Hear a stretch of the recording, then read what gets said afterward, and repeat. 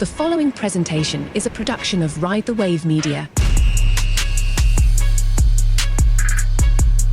We're those guys. We hope to remain your guys as we chart and navigate the NFL season. Week 3 is wrapped up. Nick Ferguson, former 10-year NFL safety. I know you are chomping at the bit to get to the Dallas Cowboys and all of their issues as they take on the New York Giants, or as we probably should be calling them from here on out, the Fighting Malik Neighbors, and a little Brian Burns and Dexter Lawrence mixed in. Nick Ferguson, what's going on, my man? We're done with week 3 in the NFL season. Yeah, as week 3, starts to wrap up, the first thing I started to think about the number of teams who have gone 0-3 and actually made the playoffs. So that's a thought. Mm-hmm. You got the numbers? I got some numbers, but I'll let you start. Well, you know what? The first thing I was thinking about, some of these teams who are 0-3, you think about the Jacksonville Jaguars, didn't see that one coming. Tennessee Titans with the offseason moves that they made and saying Will Levis is our guy. And could it be too early, right? Is it too early to even say that, you know what, these teams most likely will not make the playoffs? No, it's totally fair. Each of those teams have their issues, and then you have a matchup, between the Bears and the Colts, and Indy's lucky to avoid being 0-3. The Bears, the same case, their lone win against the Titans. So it's a lot of young quarterbacks that we're talking about in those situations. I'd even put Trevor Lawrence in that equation as well. But I think you can point to a number of things with each of those teams. It's not all on the quarterback. You can't be Shannon Sharp, your guy, saying that Joe Burrow didn't play well enough to win, knowing as though the defense became one of the latest to keep Washington from not punting all night long. That's a defensive issue. That's nothing Joe Burrow can do, but I understand trading 3s for 7s is not a winning formula as well. I think the last team that started 0-3, made the playoffs, was a 2018 Deshaun Watson-led Houston Texans. That said, not all 0-3s are the same. You have more confidence, let's say, in a Cincinnati Bengals offense compared to what we saw Doug Peterson put out there. Both of these teams playing and losing on Monday Night Football. Well, when I look at the Jacksonville Jaguars, the biggest issue is their defense. When your defense stays on the field as long as the Jags defense stayed, and also, Alex, I'll say this, at times it looked like Josh Allen and the Buffalo Bills were playing 7-on-7, right? And if they were 7-on-7 against a JV squad, because everything they wanted to do in that first half, they were able to do on the ground, through the air. There was no kind of resistance by the Jacksonville Jaguars defense. So to Trevor Lawrence, hey, look, he still is a quality quarterback despite what the team's record is. But when your offense is putting you behind the 8 ball and they are giving up 14 to 21 points, that makes it really difficult because you're always in chase mode and you can't even run the ball with Travis Etienne because now every drop back is a pass play. It's not a screen play. It's not anything else. So it puts you at the mercy of the defense, and Buffalo Bills and Von Miller, man, they took full advantage of what they saw the other night. Yeah, it's true. And again, it comes down to each unit helping the other, right? If the defense can get off the field, it allows the offense to be more multiple in what they're doing, but that team goes down so quickly, and Jacksonville doesn't seem to have the answers, right, for all that they've invested with weapons and adding Gabe Davis, who wasn't fully healthy to go, and Evan Ingram getting hurt as well. A lot of their high-paid players are not the type of players that you'd consider among the elites in the NFL. They're good players in their own right. Christian Kirk is a great slot wide receiver who commanded a ton of targets. Cam Robinson is a quality tackle. The high draft picks have been good players, like Travon Walker was a project, and he's got these physical tools. But the money that they've allocated, and Trent Baalke's spent a lot of it and gone towards players that haven't provided the over-the-top success that a team needs. And it's putting so much on Trevor's plate that it's kind of creating this inflection point where not everything is kind of working.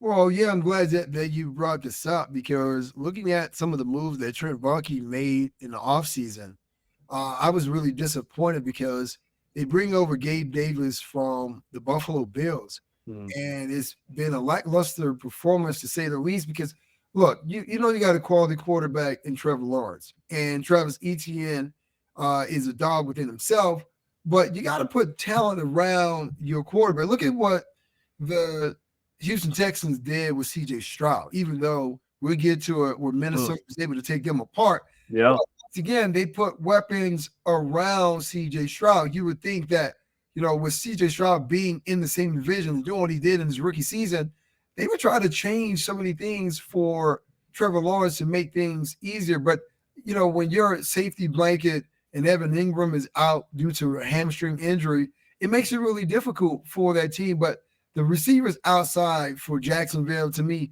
they were not helping Trevor Lawrence at all. Yeah, I mean, it's a work in progress. Doug Peterson admitted after this game that play calls have gone in at a more readily available time. It was an issue of the verbiage and transferring the call to Trevor Lawrence and then dictating that play. They were getting to the line of scrimmage with not a lot of time left on the clock. It took them 3 weeks, but Doug Peterson said that's cleaned up. And again, this is a play calling system where they won't admit whether it's Doug Peterson or Press Taylor ultimately making those play calls on game day. It shouldn't really matter to you or me, Nick, but there's just a lack of continuity and just succinct messaging going out to the greater public and understanding how this team functions. As long as they know what's going on in there, by all means. But what we have is an 0-3 football team, Nick. So that makes absolutely no sense to me. With some of these offensive coordinators have these long, elaborate play calls, and they know you don't have that much time on the play clock because life as a quarterback, you got to get the call itself. And then you're on the roll in a hostile environment, making it even more difficult for you to hear the call. This is why we see quarterbacks covering their ears so they can muff the sound. And then now you have to repeat that call, disseminate it to everyone in the huddle, hope, Alex, that no one goes, hey, what did you say? And then you got to get to the line of scrimmage, play clock winding down. Now you got to survey the defense. What are they in? How do I decipher it? How do I diagnose it? And then now you got to go through your progression. You know how difficult that is. You are a married man. That's like your wife giving birth, feeding twins, cooking at the same time, vacuuming the floor. She's not trying to do that. Not. So you can't put your quarterback in that type of situation. But more importantly, shorten the play call. No one gives a damn how smart you are as an offensive coordinator if your offense can't execute. Until you brought my wife into this, I could have sworn you were talking not to me, but to Sean Payton, Bo Nix, and your Denver Broncos. I have no idea what you're talking about. On the other end of things, right, the Buffalo Bills were the ones that took the Jaguars out to the woodshed. They're 3-0. You mentioned the Minnesota Vikings. They're 3-0. Just, I wouldn't say surprising, but, I mean, Nick, we're talking about the NFC where the two teams that you thought would be undefeated at this point, Seattle and Minnesota. Meanwhile, in the AFC, Buffalo, Kansas City, and Pittsburgh. Buffalo and Kansas City kind of expect to be there. The Chiefs, not so much. But you mentioned the Vikings, so let's start with them, Nick. You know, week one, they take care of the New York Giants. Okay, like that's kind of a little bit to be expected. But then these back-to-back victories at home against the 49ers and then the Texans, 34-7. You're talking about the darling second year of CJ Stroud, the weapons on offense, adding former Bills receiver Stephon Diggs, adding Joe Mixon, who sat this out with an ankle injury. And the Minnesota Vikings were just cool, calculated, and it was a version of Sam Darnold that we never saw in New York. And certainly he barely took the field as a member of the San Francisco 49ers. But Sam Darnold has his first 300. I think he became the first 300-yard, 3 TD passer of this year's season without a turnover. So talk to me, Nick. The Minnesota Vikings are 3-0 because of Sam Darnold, because of Brian Flores' defense, And what else do they bring to the table? Well, I mean, this is basic football 101 when you really think about it. You get competent quarterback play. You don't turn the ball over. Your defense is able to create chaos and disruption with the number of sacks that they're able to generate. And also, you're able to run the ball. I mean, not the fact that the Minnesota Vikings are leading the league in rushing, but all you need to play is complementary football. And tip your cap to Brian Flores. Man, he's got those Vikings defensive players playing well. But here's something very interesting. And I wonder if the schedule makers took this in consideration, because you mentioned the fact that in back-to-back weeks, you play San Francisco, then you play the Houston Texans. Basically, you're simply playing the same offense in back-to-back weeks. So you really don't have to change that much of your game plan, because what you're seeing from Bobby Sloyd, you're seeing the same thing from Kyle Shanahan the week before. And oh, by the way, here's the best part for Kevin O'Connell and Brian Flores. Sam Darnold spent some time with the San Francisco 49ers. Yeah, I get it. He didn't play a lot, but he's like Jason Garrett. Because you're a backup quarterback and you're not playing a lot, you know what you know really well? You know the goddamn scheme, right? So you look at Sam Darnold. Can you tell me a little about what Kyle wants to do on the offensive side of the ball? No Christian McCaffrey, no George Kittle, right? I mean, you have Debo too. That's right, no Debo. So basically, San Francisco played with several hands and feet tied behind their back. And I'm not saying that Sam Darnold gave them the game plan, but I can see how giving them a little insight. That was the game they got injured in. Debo and Kittle were both had great games, but again, in a loss, and they missed week 3. Exactly. But once again, for Brian Flores, thank the football gods. You face the same offense 2 weeks in a row. I'm going to stop you right there, Nick, because next week, of course, you have the division rivalry against the Green Bay Packers. So Matt LaFleur offense. Same offense. Same offense, right? So unpack that. You go into the defense's meeting room. Are you just like the X's and O's are on the same spot on the whiteboard, and you're just sharpieing in like the different names, the different numbers? Changing the numbers, and you're going, yes. Thank you, NFL, for scheduling all of these same similar offenses and back-to-back fashion. Thank you. Appreciate it. If you want to get a little technical with this, I would be curious to know how the Vikings defense is among the league leaders in cover zero while also blitzing just about more than anybody else in the football league. I want to do a little scheme with you just because from a top level, they can rack up sacks, but they also do a great job against the Shanahan and McVay type offenses that max protect, maybe only send out 2 or 3 receivers out on pass patterns, and they get pressure to the quarterback while still providing enough help over the top that they don't get beat deep. Well, that's the whole idea. I mean, it's old school football. The pressure in the front mirrors the guys in the back end. They go hand in hand. It's like breathing.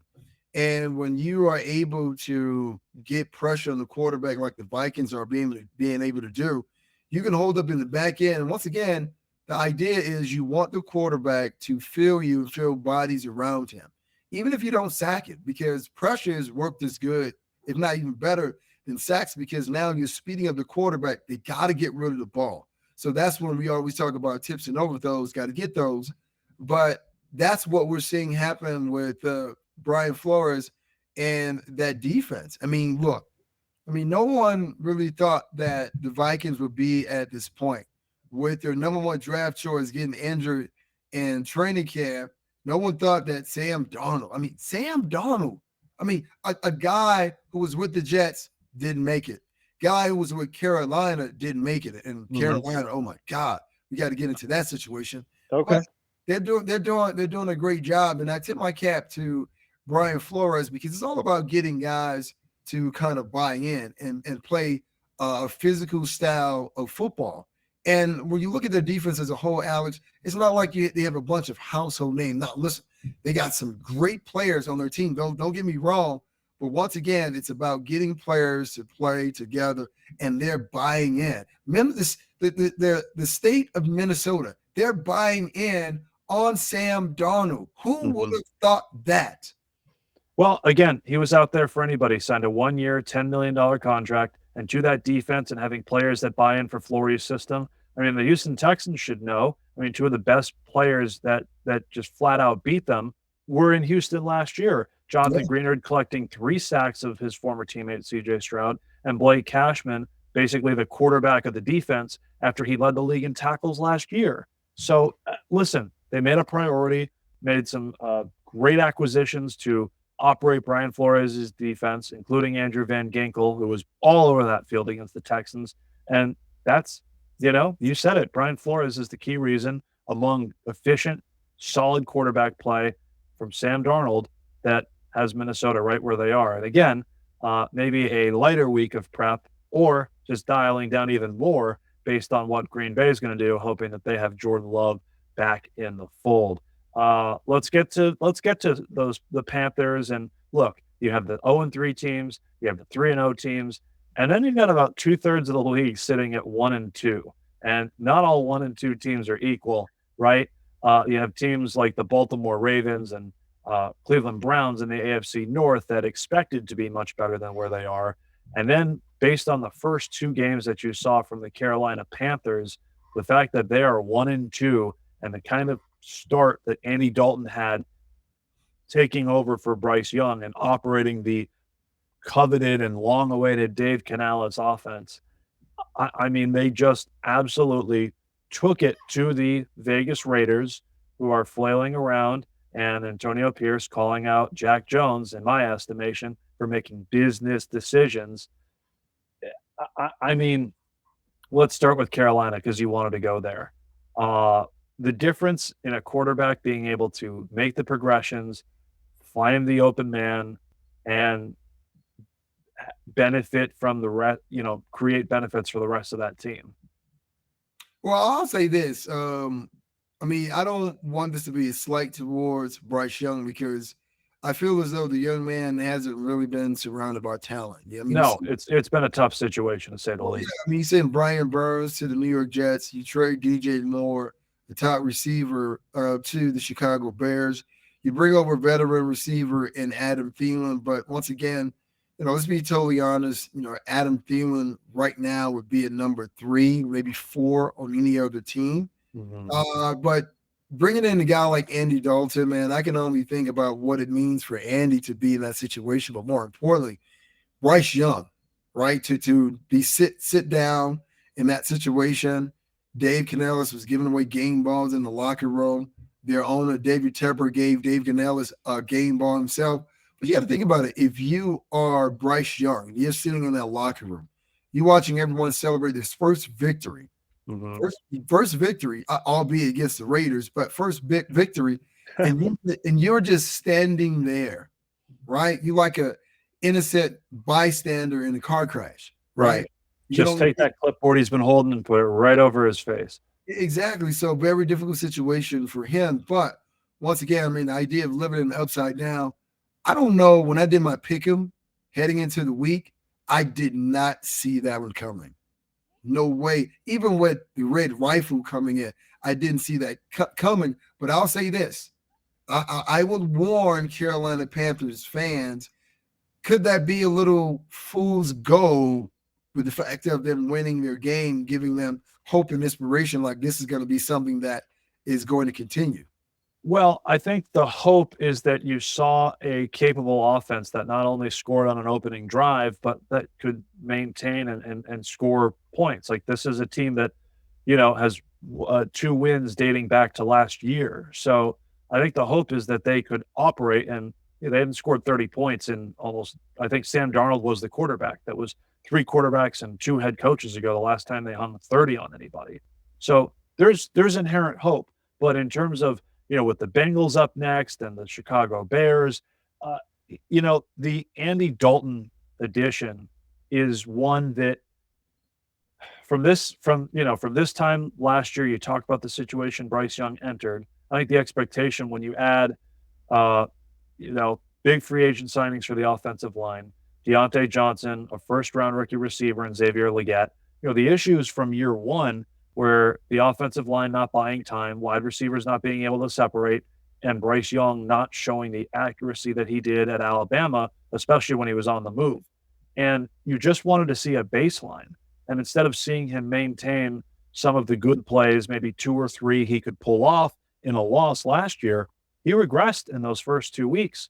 I mean, he wasn't looking past his first read. He was rolling out of the pocket. He was trying to evade pressure by backing up instead of stepping up into the hole in the pocket.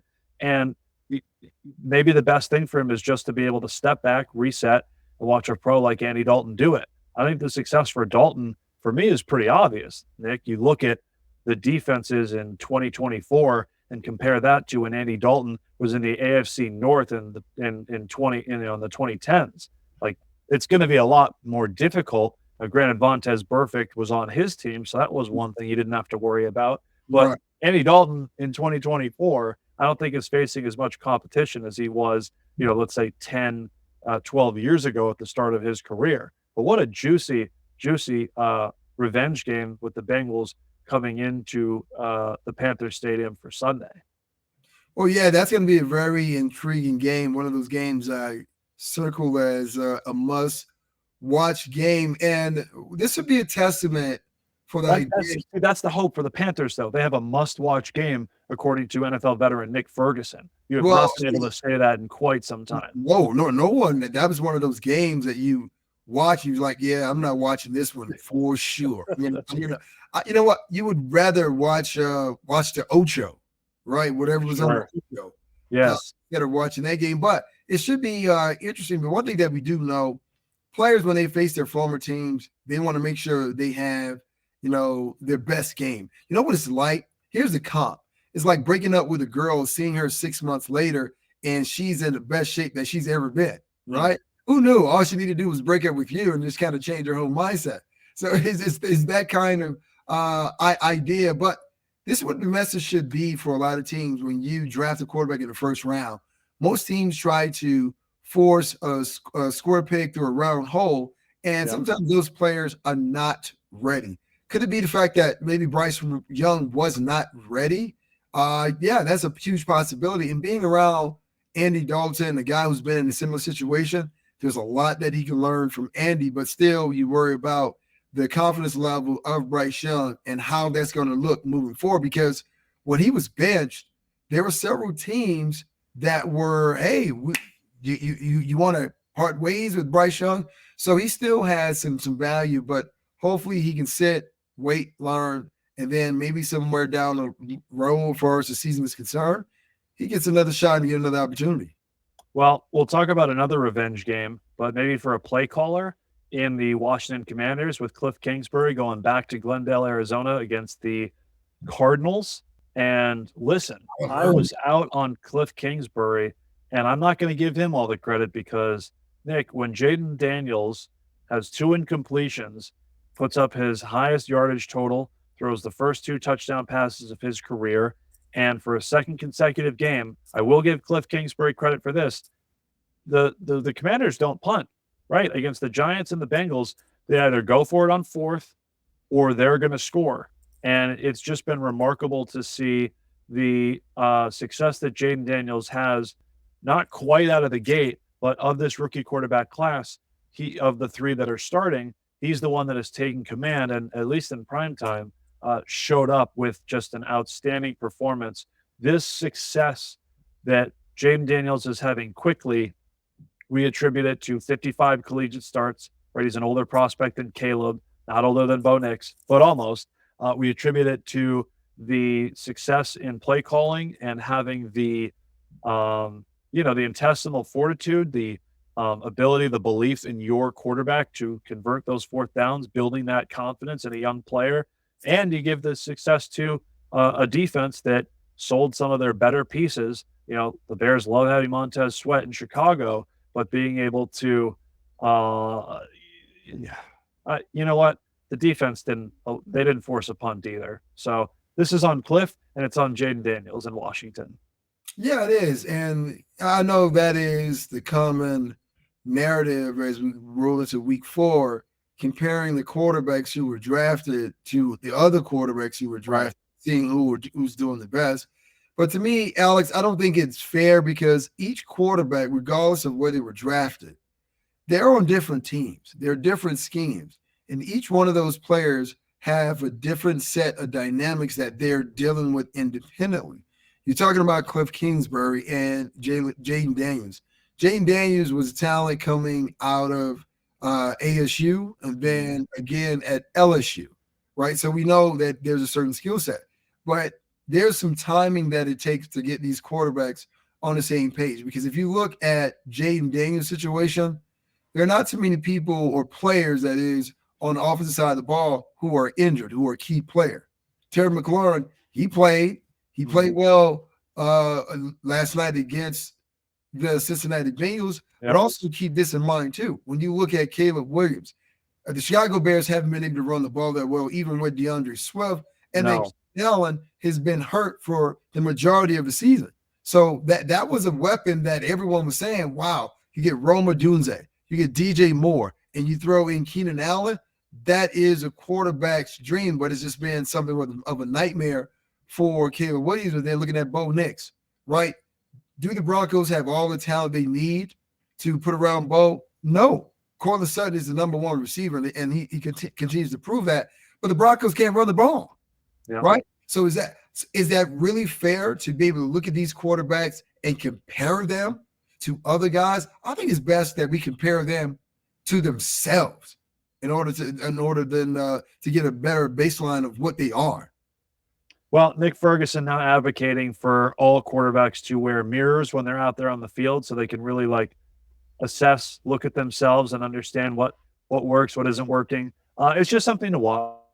Commanders are shocking first place in the NFC East, which after 3 games means nothing. But you stack wins early in the year, it just builds confidence, and you can afford to drop some other ones down the stretch because you've built a known commodity in W's getting up to this point.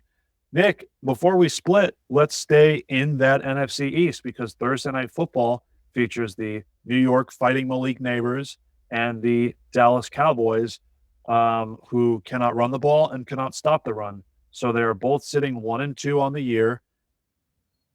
Obviously, given the expectations and the finishes each of these teams had a year ago, there's more pressure on the Dallas Cowboys. However, I think everyone on that football field come Thursday night at MetLife knows full well that there are multiple people playing for their jobs. There are star players that are looking to build upon these incredible resumes. And meanwhile, whoever wins this game is right there neck and neck with the Commanders atop that division. Well, I mean, that's a very intriguing game because both teams have had their struggles. We've seen Dallas come out smoking. It was like, wow, this could be the year for Dak Prescott. And, not this year. And then the Cowboys, and then, we go watch them play, and it's like, wait a minute. No, this cannot be the same team. How could you give up so many yards to Baltimore? And when you think about Baltimore just decided, you know what, we're going to turn it into a 9-on-7 game. Almost like you play against a Navy or Air Force. We're just going to run the ball down your throat, right? We're going to test you and see how physical you are. But I will have to say that Dallas, this is a game that Dallas can definitely win. This is a game that Dallas absolutely should win. Yeah. And let's be totally honest. Even though Dallas lost, the biggest thing for me was that they fought back offensively. Say what you want to say about that. Yeah, no, I'm aware. This happened, it happened against New Orleans as well. They dug themselves a hole defensively and unable to run the football. And I don't, explain to me, is Dak just finding windows to throw that he couldn't see in the first half of the game? Or are these defenses sagging off knowing that they have a 3-4 possession lead and he's feasting on that?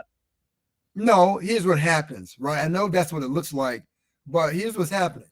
The game is about making adjustments. Some coaches can't make great in-game adjustments, and others can. So now it's trying to establish somewhat of a rhythm of the offense, but you said it yourself. When you cannot run the ball and all of a sudden you spot your defense or spotting the opposing offense 14 to 17 points, now you're playing from behind, right? You can't really get or stay in rhythm with your offensive scheme. You can't even have balance.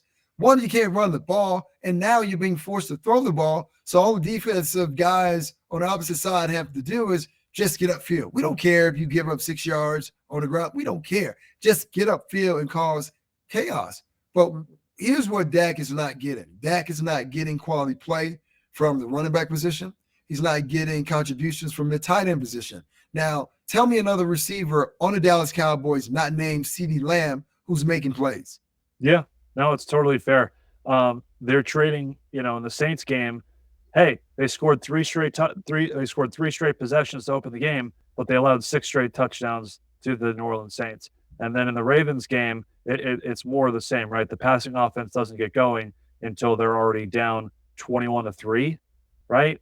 Right. And 21-6 at the end of the first half. So the in-game adjustments are great coming from Mike McCarthy, and beyond that, it just seems as if they're ill-prepared or they're relying on a running game that just is non-present. So it looks like a lot of Devin Singletary. It looks like a lot of Malik Neighbors as well on the short and intermediate stuff. So the Giants are clearly the underdogs here based on where they are in the middle of a rebuild and the uncertainty at the quarterback position with Daniel Jones. I mean, I was kind of joking that Malik Neighbors might be saving Daniel Jones's job as the starting quarterback, becoming the youngest player in NFL history to catch 2 receiving touchdowns in the same game. But outside of Malik and the absolute game records that they have on that defensive line, Dexter Lawrence, probably one of the best nose tackles in the league right now, and Brian Burns, the acquisition from Carolina, who we talked about, they've got a handful of players that can take over games, but as a whole, the Giants can improve. They can give Dallas their best foot forward. How do they accomplish that, Nick? Well, I mean, trying to keep Daniel Jones upright. That's the biggest thing. And with Neighbors proving to be a guy who's living up to his draft status, you got to find a way to take him out wherever he is on the field, because they're going to move him around. Brian Daboll is not just going to have him line up and allow you to just kind of take him away. So wherever he's lined up, you have to figure that the ball is coming to him. And if it is, you got to take him out and force Daniel Jones to kind of beat you by playing the quarterback position, which has proven really difficult for him over the past couple of seasons. That's the way you do it. And, when you think about Michael Parsons, I mean, Michael Parsons hasn't really been the Michael Parsons that we saw last year, who was demanding a high salary. This is time for him to pad his stats, to get his money against a division rival. But more importantly, it's an opportunity to make sure you stay close to Jay Daniels and the Washington Commanders. He's Nick Ferguson, former 10-year NFL safety. I'm Alex Hardy. We are those guys. We hope to continue to be your guys as we continue to spend more and more time, dive into particular situations, matchups on Thursday night that we get to see later today. So I'm excited, Nick. Like 4 games into the season, we used to call it the quarter pole, but not quite the case with 17 regular season games. So we'll figure out exactly what that is. The odd number always gets me twisted, but I digress. We've spent enough of your time already. So Nick, let's get on out of here. What do you have to say to the people?